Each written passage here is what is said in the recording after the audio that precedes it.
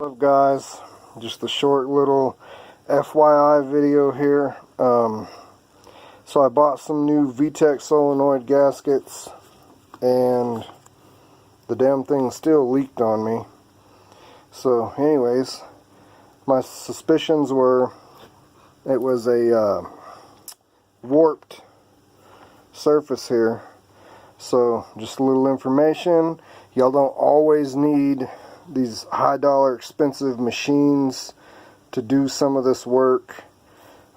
If you've got a decently steady hand and a pretty good sharp file, and you can file these back nice and flat, but you've got to make sure that you keep your file flat with your work surface, because if you get it one way or another, you're going to file it crooked.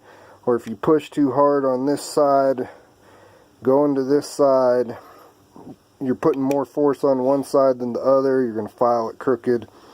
And when you're filing these things, go one direction and you can see your scratch marks.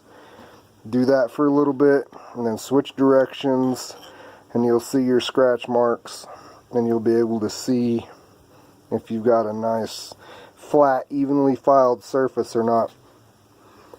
So I'm doing this both to this. I just got done doing this and I was like, hey, I'll make a video. And then I did it to the actual solenoid side.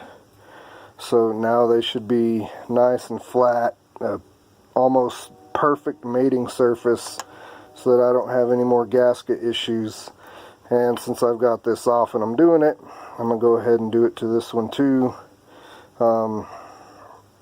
I would film myself doing it for y'all, but I don't have a tripod and I'm the only one in the shop right now. So here's your little FYI informational video.